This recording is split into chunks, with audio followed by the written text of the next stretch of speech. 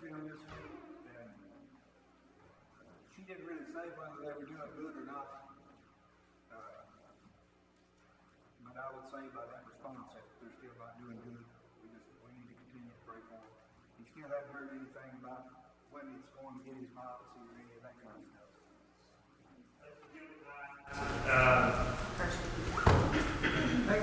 Anybody else? I start chemo on Tuesday. Okay. Yeah, Ann is going to be starting chemo again on Tuesday, and you get your report put in yet? So she's got her report put in, so she's ready to start that again. And I know this has been going for quite a few years, but again, it's a Ann. You said, they said they saw something they wanted to go ahead and treat them again. Yeah. Let's remember Ann. Anybody else? Jack and Sandra, Jack and Sandra, yeah, how they doing? just be praying for them. Okay. We've not, of course, they've not been here in a while. Yeah. Jack's got dementia. Yeah. Sandra's just, she needs prayers. Yeah, that's tough on her. Anybody else? This week, we're going to be starting, I think it's Matthew 14. This chapter's got quite a bit in it. I'm going to try in just a second. There's a lot going on in this chapter.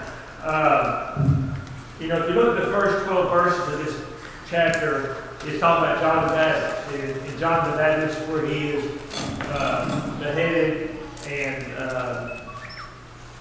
then verse 13, it goes to the account, Matthew's account of Jesus feeding 5,000. And in this account, it's pretty interesting. It says, after hearing of John's death, Jesus, went to solitude place. But the crowds followed him, and so he fed the sick, he healed the sick, and he fed 5,000. And then that leads into today's text, where it talks about Jesus and his disciples ahead of him over the Sea of Galilee, and out him to pray. He comes down. This is probably one of the most famous texts. Matthew's account. Bible knows about Jesus walking on the water, then about subsequently Peter walking on the water, put in the water and sinking, and then Christ saved him. So today our lesson is Peter, bold and daring. And there's a lot of good things in here today that we can learn from. I want to go ahead and give you an idea of here what's going on before Brian was up there reading the text. What preceded that in this chapter. So go ahead, Brian.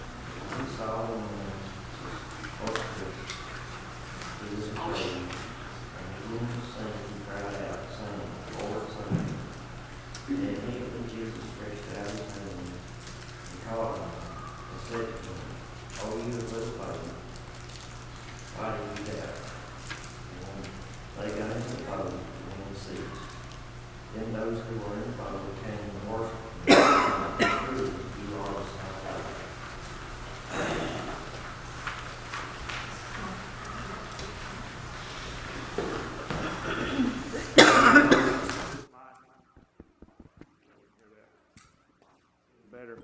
Okay. So on this reading that Brian just read, that's pretty interesting. There's a lot of stuff in there, a lot.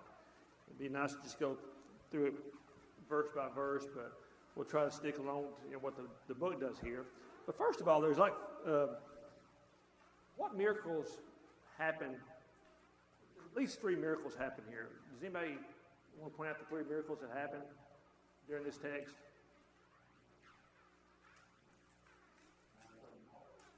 Jesus walked on water.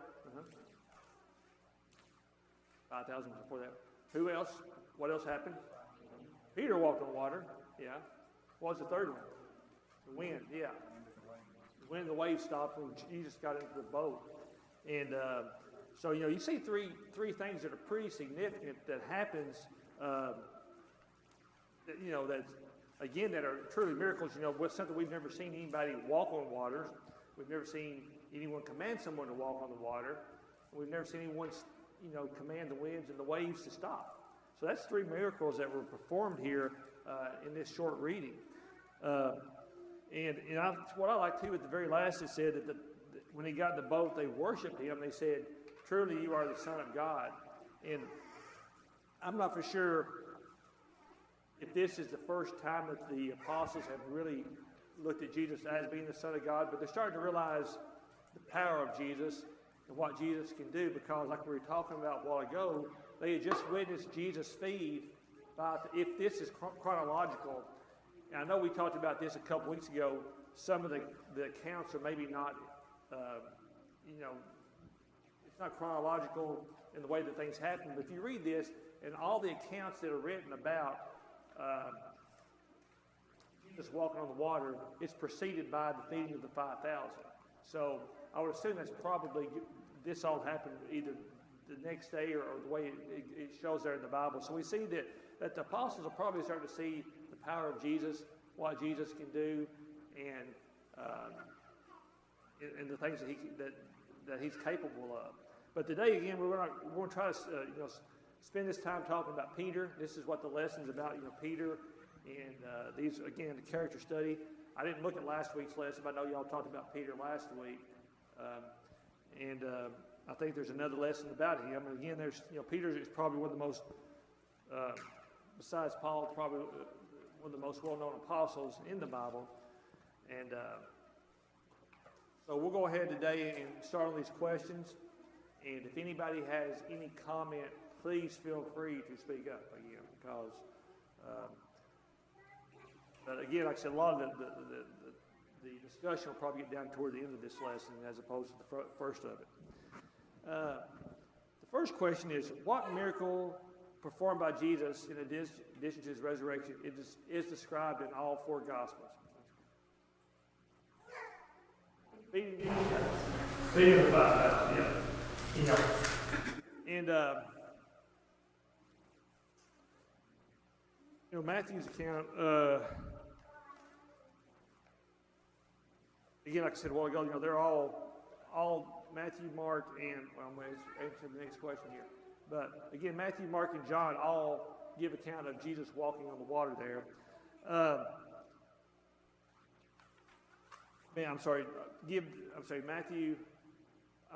All 4 of these are in all 4 Gospels. I meant to say that, okay? This account is about Jesus feeding the 5,000 in all 4 Gospels. But now, a couple weeks ago, we talked about John's account. who was the person who brought the boy with the 5 fish and the 2 loaves to Jesus? We talked about a couple weeks ago. Andrew, yeah. Question number 2. Which of the Gospels describes Peter walking on the waters of Galilee toward Jesus? Matthew, yeah. And again, we talked about Matthew gives an account of this. Now, Mark and John also give account of Jesus walking on the water, but does not give account of Peter walking on the water. And in Matthew's account, in Mark's account, it says they were in the middle of the lake. And in John's account, it said they were about 3 to 4 miles across the lake. The Sea of Galilee, its widest point is about 8 miles wide. That does not mean that's the part that he was walking across, but still, it's fairly large. And but the accounts, again, like I said, Mark and John's account are pretty similar, and whereas Matthew does mention or give the account of Peter walking on the water. Question number 3. Which of the 4 beasts described in Revelation 4:7 became a symbol for each of the 4 Gospels?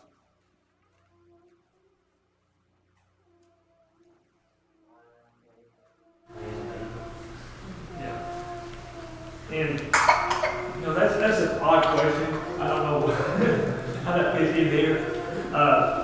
Really don't. But, again, I looked at it, and it said that, a lot of this is Roman Catholic tradition.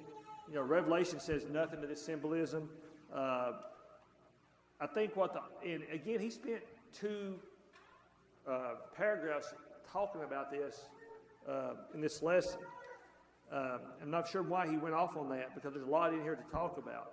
But I think that what he's trying to get to is, Mark and Luke, the 4 Gospels, Matthew and John are written by apostles. Mark and Luke are not written by apostles. Mark is pretty much stands behind the authority of Peter, and Luke stands behind the authority of Paul, but they realize that, what the author's saying, this is probably not the case, because since Matthew goes into so much detail about Peter walking up on the water, that's not the case. But again, why he put that in this lesson, I have no idea. But I just realized who you were back there, Silas. The difference that you got married. I forgot who our visitors were. Okay. So we'll get past that question. But again, I have no idea what that question was in here for, because that's so out of it doesn't seem to fit in with this lesson. Now, next question is, when the first 3 Gospels are sent over against John, what name are they sometimes given? Synoptic. Yeah. What does that mean? What's that? Say or see together. Yeah, they're similar. They're similar in all the writings, but I think the author wrote here, he said they're complementary of each other. They're not contradictory. It's just different views. They wrote at different times. So we read the Gospels, and sometimes you try to make them parallel each other and say, well, this is misplaced here or there, but that's not the case. Again, these are written by different people from different perspectives over different periods of time, but they are very similar, the first 3. And when we look at the Gospels also, who is Matthew written to? Mark. Also, Luke was written to the Gentiles, and John's written to everyone. That's what I've always been told, and maybe that is something I should. But either way, all the first 3. The point is, the first 3 Gospels, Matthew, Mark, and Luke, they're pretty similar in their writings, but they weren't copied from each other. Question number 5. How many men were present when Jesus fed them with 5 barley loaves and 2 fish? 5,000. 5,000. Maybe next week we'll get past this story. I think it's a fair question every week for the next 6 months. Mark's the most likely to read the Romans. Yeah. Yeah, you're right, because he goes through, and he explains Jewish traditions and words, and Aramaic words he gives definitions to. So he was writing to a group of people that weren't familiar with Jewish customs and Aramaic words. So you're right. You scared me when I said that.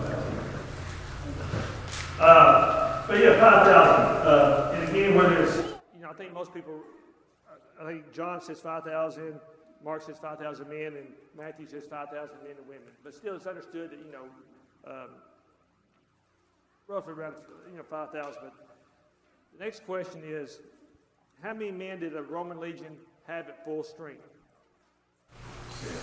6,000. Yeah. So I think that's where questions 5 and 6 are tied together. We read John a couple weeks ago. We talked about this. In John 6:15 says, Jesus, knowing that they intended to come and make him king by force, withdrew again to a mountain by himself. Jesus is probably at the height of his popularity right now. He had just fed the 5,000. He had 5,000. And they'd seen that. They'd seen all the miracles that Jesus had what he had done. The Jewish people were excited. They were like, we have found our king. And I guess what they're trying to make reference to, 5,000 of their people with Jesus leading them against a legion of 6,000 Romans, that, they were going to come, make him king, and go to war, maybe have an uprising. That's at least what the author is, or have a revolution against the Romans. So I think that's what he's trying to imply here. With that number of 5,000 people being fed that day. Now, a couple weeks ago, we talked about that also. Now, again, I don't know if history shows that or if that's even their thought, but again, he likes to use that as an example there. Question number 7. When Jesus' disciples mistake him for a ghost when he came, why did Jesus' disciples mistake him for a ghost when he came to them walking on the water? They've never seen anybody walk on water. Yeah. They never knew it was possible. Right. And what time? It said it was the 4th watch, so it was around what? 3 to 6 in the morning. That's what time this was happening. Plus, they had the wind and the waves. And I know we've all, well, maybe not, but you can imagine being out on water during a storm when it happens, and it's not a pleasant thing. But if you can imagine being out in a storm in the middle of the water, the wind's blowing at night, and not a boat, a modern boat like we have today, but probably what they used as a fishing boat back then. And, tradition held that, a lot of sailors probably died at sea during that time, and they would haunt the waters. That's what was superstition. So when they looked up and they saw Jesus walking across the water, that would be 3 or 4 o'clock in the morning out on a boat, and the waves, you see somebody walking.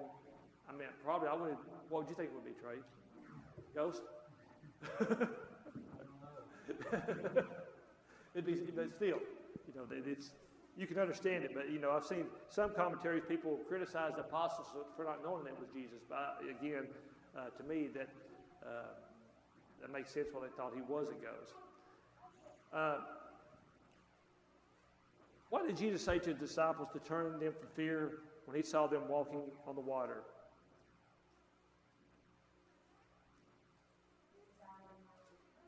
It says, do not be afraid, I am here. Take courage. You think about that, that's comforting to know as Christians, that we all face our storms. We all face our fears. We all face things in life that we don't want to go through. And, what we have to do as Christians is to know that God is always there for us. Just as he says, do not be afraid, I am here, that applies to us today in our lives. Something we're going through that we're having a hard time handling. You can imagine being out on those probably the apostles that night thought that they were probably going to die. There's a possibility of it at least. Or at least their boat was going to capsize, and they were going to have to swim to shore. And we're not talking about swimming a short barren river. We're talking about a lake anywhere from, at its most narrow point, 4 to 5 miles. So, they're going to have to swim quite a bit of way to get there. But to see Jesus walking across the water and to say, I am here, that's pretty comforting. And also, too, I looked this up. How many times do you think fear not or do not be afraid is in the Bible? Say that. I'm going to give you something.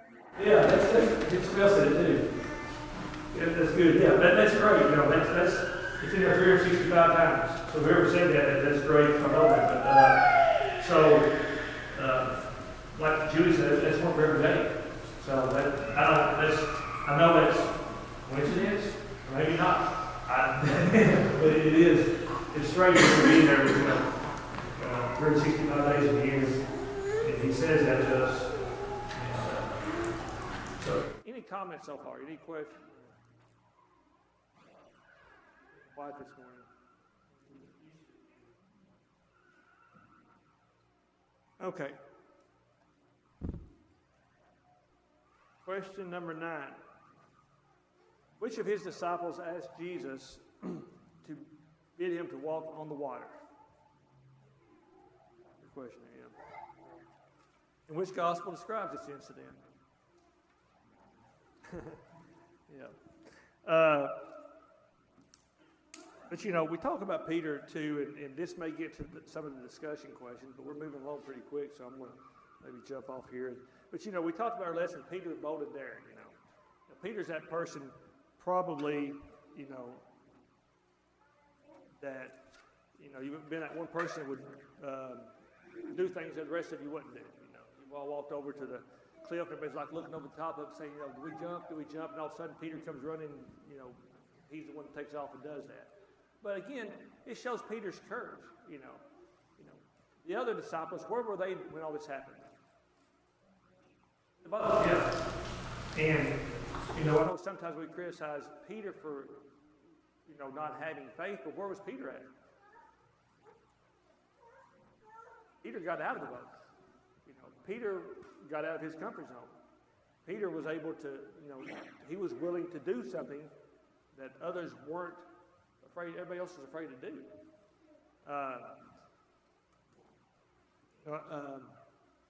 You think about Peter, he probably told this story the rest of his life. He probably made fun of the rest of them. He'd say, hey, I'm the one that got in the boat and walked. You guys didn't. They probably laughed at him for sinking, but still, he tried. He tried. And that's some of us too. Sometimes, it's hard for us as Christians to get outside of our comfort zone, to do things. But this is an example that,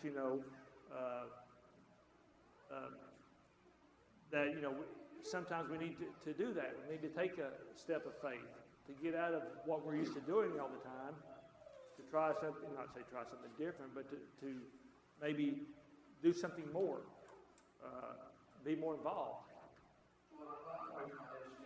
Is in verse 28, whenever Peter's trying to figure out, because Jesus says, don't be afraid. He says, be of good cheer, or take courage. It's I, don't be afraid. And so Peter's first response isn't, well, prove it, say something, do something.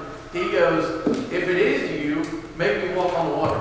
And I just think that it's interesting that Peter, that's his idea. That was Peter's idea for him to walk on water. He says, if it is you, let me walk on the water.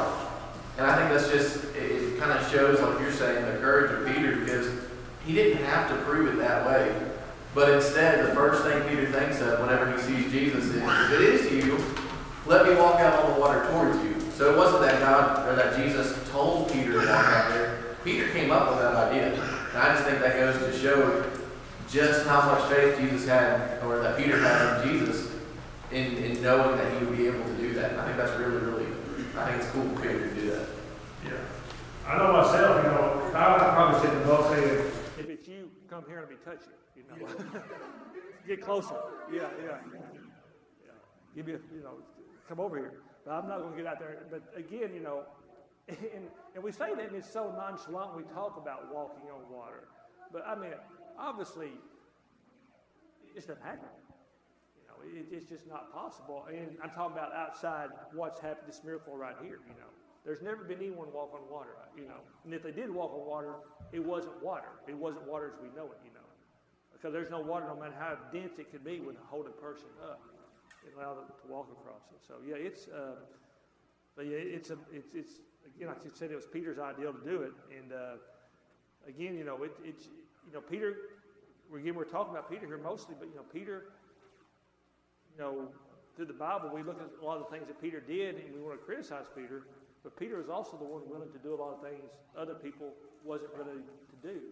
And that's just like us in life too. You know, they always say, you know, say nothing, do nothing, be nothing. You know, if you don't want to be criticized, just don't do anything. You know, sort of setting, you know, like they always said, the buffalo in the middle of the herd don't get hit by bow and arrow. You know, so if you stay in the middle, just everybody sort of, you know, is cushioning. But if you're out front, sometimes leading, you know, yeah, you'll be criticized, and but there's nothing wrong with that either, because. Like Sean, I know he's been criticized plenty of times being in the state legislature. That's his, you know, he made that choice to do it. He missed.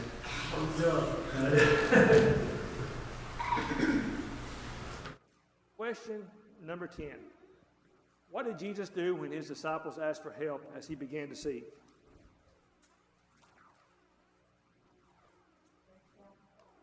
I stretched out his hand and called him. You know, the book over here on page 228, it says, when Peter was filled with the same fear that caused panic among his fellow disciples, only then did he begin to sink. Peter saw the strength and might of the wind. He saw the waves under his feet reaching up for him, and his faith failed. As he began to sink, Peter cried out, "Lord, save me." I was thinking, what? This is something too, of course, you know, I look at these lessons and stuff. The song "Love Lifted Me," that sort of reminds me of this, you know. So I was sinking deep in sin, far from the peaceful shore, very deeply stained within, seeking to rise no more, but the master of the sea heard my spirit cry. The water lifted me, and I saved my mind. That song reminds me of Peter's account of being out in the water. Now, I never thought about that till this week, but anyway. Kind of a microcosm of our walk with Christ and our Christianity is, you know, when we first obey, we feel like we can walk on water. We feel like all that everything's lifted up, and we're really in the weight of the world kind of gets back on us, and sometimes we take our eyes off of Christ and we start sinking again. I think it's just like the walk that we walk on a daily basis. When we're focused on Christ, and we're walking in the light, and we're able to walk on the water, and whatever it is we're able to do with Him. And when we take our eyes off of Him, then the world will cause us to sink. Yeah, and I will get to that in a minute here in these discussion questions. At least I think we will. But you're right. You know, we've seen. I know a lot of times we talk about when we were children and stuff, but you know, we always would have gospel meetings in the summertime, and I mean, they would pack the church building. You would have just people everywhere. You know, people were getting restored. People were being baptized, and that'd be like the 1st of August, and then we'd be strong through September, October, November, and then like you said, by the time next summer rolled around, we were back down to, and we'd start the cycle all over again. You know, and because it is hard to, you know, stay focused. You know, things start going wrong. Things start. You know, when, you know, Peter didn't get out of the boat in a calm sea. You know, it was a rough sea, you know. And, you know, Christ never promised us, Jesus, or, you know, God never promised us smooth sailing in our lives. You know, we're all going to have rough, choppy seas. But how you respond to that, again, a mature Christian, yeah, it's going to take your focus away for a few seconds or for a little while, but you've got to go back to what got you there in the first place. You know, we've all had, you know, situations in life that, you know, really difficult. But, you know, the main thing is not to lose focus upon Christ. Because, you know, when you're having a dark day, you know, some of the best prayers you've ever said in your life is when you're at your lowest. What you're describing there is the parable of the soils. You said, you have those gospel meetings and you have people that would come to Christ, and then after a few months they would fall away. That's the rocky ground that Jesus described, where it sprouts, it grows. You have Christians, they're excited, they walk on water, so to speak, as you mentioned, Sean, and then it says the worries and cares of this world that choke them out. So they're able to sprout, but their roots aren't deep. They get scorched. They get the trials of this life cause them to lose their focus on Jesus. And it even says specifically in Matthew 14 that Peter saw the wind and the waves. So he took his eye completely off and he was focusing on something completely different. So what does that say about us? If we take our eyes off Christ, we're susceptible to what this world's throwing at us. You said we all have hard times, we all face difficulties, and every person is going to handle those differently, whether they keep their eyes on Christ or they take them off and they focus too much on the problem rather than on the solution. There's a lot of times people turn to other things, other things instead of turning to the Bible. And again, you've got to have faith, and you don't get faith by just saying one prayer and saying, Lord, please give me faith. It requires time. It requires nourishing ourselves. It requires, our little one's back here right now studying. It's something you just can't get overnight. You can, but like I said, it's just the rocky ground that you've got to nurture that faith and feed that faith. Question. Here we go again. Why did the 5,000 men Jesus fed want Jesus to be their leader? And that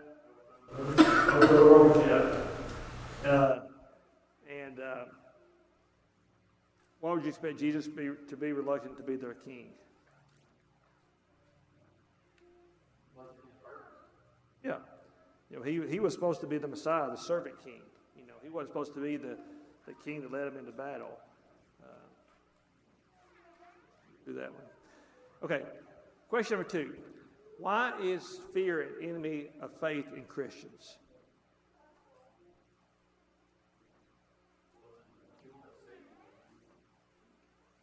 To focus more on earthly problems than our spiritual health.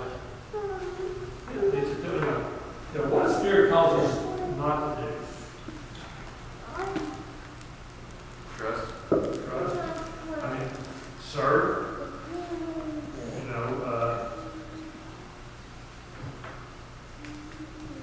Calls us not to be involved. Not to be involved in church. Sometimes it can cause us not to talk to others about Christ because what would you fear? Maybe rejection, or they may ask you a question you can't answer.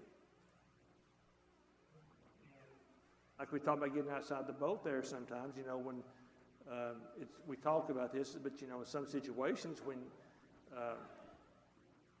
we've all had a situation when you talk to someone, they maybe ask you about church and you just walk away from it. You're like, why did I ask them to go to church? We've all done that. Maybe it's just me, but there are times I've done things and you wonder,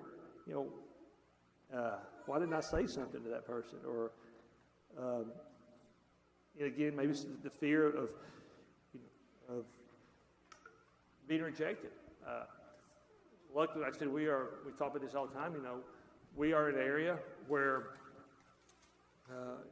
most people are Christians, but in certain areas of the world, you don't see that, and you wonder how you display your faith to other people in that situation, because some places, being a Christian, you can be ridiculed, they can be laughed at, be made fun of.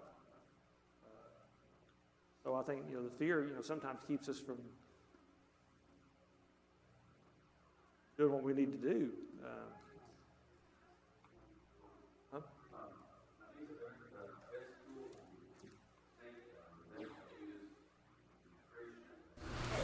Is what Jesus said to Peter after he reached him and get him out from the water. So you have little faith, but it said, why do you doubt? And I think that's the best tool we have against us. Who's doubting us? doubt of everything, you know, and make us doubt of if really Jesus loves us once, you know, if Jesus really cares for us. You know, all this doubt that the devil put on us prevent us to do a lot of things. And that combination of faith and doubt, those two things in there is really opposite in a way. They're so opposite, but at the same time are so together at the same time, because if you don't have faith, if you have just a little bit of faith, enough to cover or take away the doubt, you can walk the water. You can walk on top of water. You can do a lot of things. Like Jesus said in another account, you can move the mountain from one to other spot. You can do bigger things if you just believe. And the doubt, the devil always uses the doubt because he knows as a human we have a tendency to doubt everything. We have Thomas later on in the account after the resurrection. He's doubting if it really is Jesus who got resurrected. We have a lot of people even today doubting if Jesus can do what we said or the Bible says it does.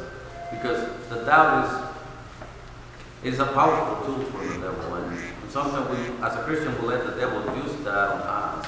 And that's what makes us drift away from the side of Jesus. Unfortunately, you know, the world we live in today, there's a lot of doubt spread on Christianity. You know, a lot of negativity toward Christianity.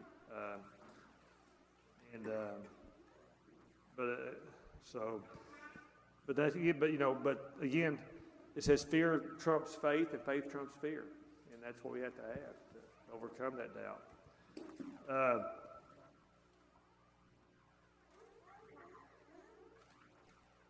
And question number 3, what might have motivated Peter to ask Jesus to bid him to walk on water? Faith, yeah. Like we said, you know, Peter was probably at his all-time high. They had just seen him feed 5,000.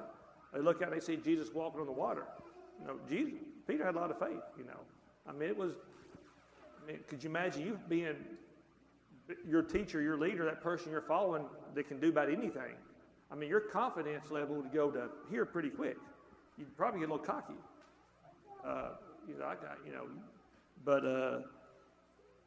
But again, you know, so there's just so many things that made Peter want to, felt like he could do anything with Jesus there. So did Peter do well when told to walk on the water?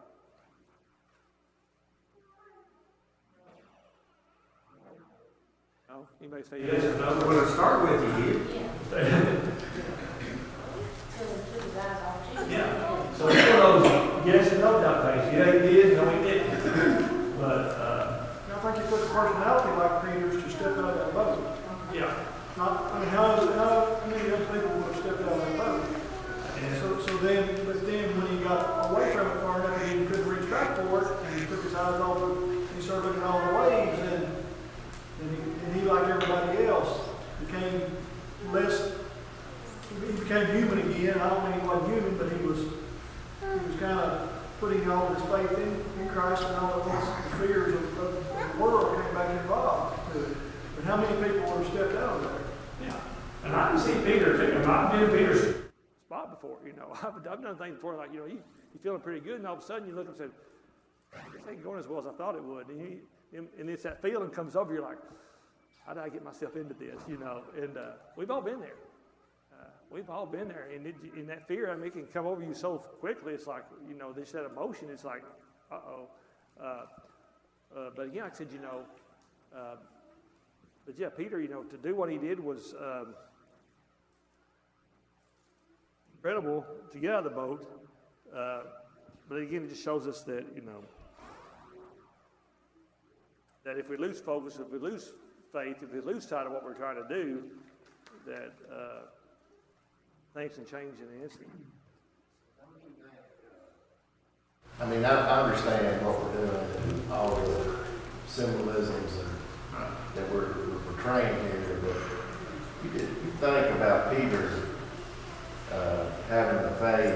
First, he kind of still questioned in his response when Jesus says, "Do not afraid of his eye." when he asked the question, he said, if it is you know, I'll ask me to come and I'll walk on the water. So Peter's faith was so strong that first he asked the question, secondly, he walked on the water. But what made him lose? I mean, he was walking on the water. You know, I don't know that I bow or that. I don't know why that happened to him, but sometimes I think we make that too simple. Does that make sense? I don't know. Because I understand that he got out there, but he would, I mean, just think about seeing Jesus walking on the water and you're walking towards him. I know what you're saying. I think sometimes it's just, I don't know, and again, whether Krause allowed the fear, for him to focus on something, to use it as a teaching example.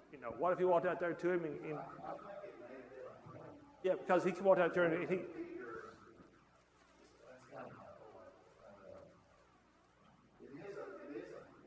It's teaching, it's about faith, and Peter's faith,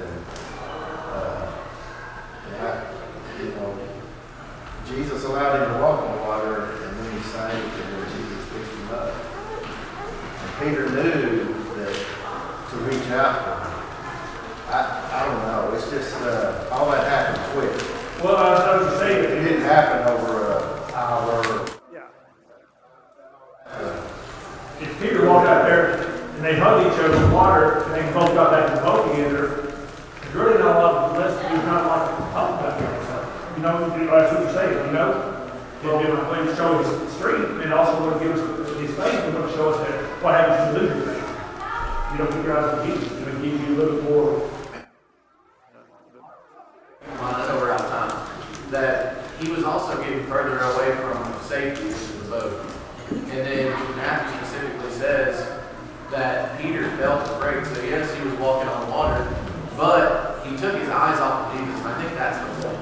The whole point of this account, the reason we read about it on Sunday, is that he got out of the boat, he started walking on water, but Matthew specifically says he took his eyes away from Jesus and he focused on the wind and the waves and the storm that he was in. And that's what caused him to fear. And the second that fear entered into him, he began to sink because he completely lost focus. So we do, whenever we look at this account, when I think of the application is, don't take your eyes off Christ. And that's what Matthew's trying to tell us. Yeah, and that's true. And I said, they went two different ways, but again, I feel like Dallas is, maybe with them thinking, made it more, No, I understand the concept of what we're talking about. It's amazing. Because if we're talking about a minute lesson, we don't know if he got far enough away from the boat. If the waves were just as strong when he stepped out of the boat. But that's, it was all faith, and he took his eyes off and started worrying about the water. That was a human instinct. I understand. It's just kind of something to think about. there's a lot there too. A lot of teaching. A lot to learn from that too. A lot. Okay. Thank you all.